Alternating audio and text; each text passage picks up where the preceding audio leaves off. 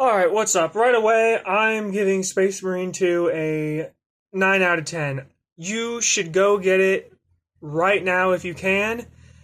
And honestly, the first time that it goes on sale, you should really think about it being towards like the top priority for games you play. Because in all honesty, it really only had one thing that really annoyed me the in the game, and it doesn't even affect the campaign. So even that really isn't like terrible, I guess. But honestly, the good things, the guns feel really good. There's a lot of different guns. There's these melta guns. There's these plasma weapons. There's the big old bolter rifles. There's like sniper type weapons. There's all kinds of stuff, and they all felt really good. A lot of them felt like they had weight to them. The way the recoil felt. They would take limbs off and things like that, which was really cool. I mean, you see heads pop off, arms, legs, especially when you get towards like the later missions and you're actually fighting like normal, like average sized humans and you're watching them like get cut in half and stuff by bullets. The finishers was also really cool in this game. It honestly felt like Doom finishers. It was pretty much that same system, and it like some of them are so brutal, like they could be Mortal Kombat fatalities, like they were that good.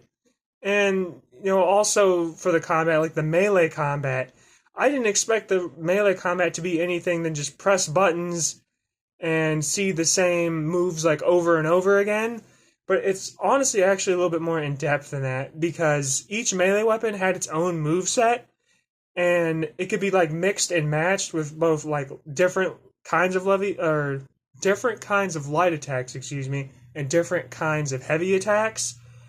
And really because of that, I was kind of able to like create my own combos and stuff, which I really didn't think like I was going to be able to do going into the game because I played Space Marine 1 years ago and I thought it was just kind of be, a little bit more basic melee combat like that again, but it was good. And, the next point that I would say that was good for the game was the campaign.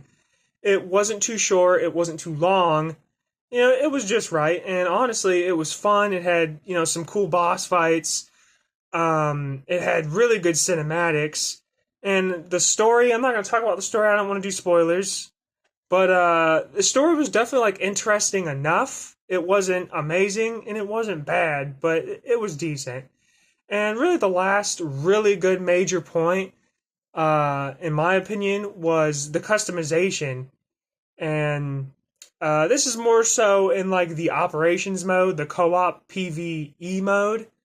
There's a lot of different armor parts that you can unlock as you level up and complete operations. There's a lot of like color options. You could do like half and half colored chest plates, half and half colored helmets. You could do quarter pattern chest plate. You could do like your right leg is one whole color, but like your kneecap armor piece is like a different color. That was super cool. I mean, just all of the different options there really lets you create something crazy. I mean, I've seen people just messing around making like a Skittles Marine that's just like totally wrecks your eyes and is not like canon or lore accurate at all, but it's funny, it's a game, people do that stuff. But now I'm going to get into the bad, and really this is only just one thing, and it didn't affect the single player campaign at all, but the worst thing was the co-op operations mode.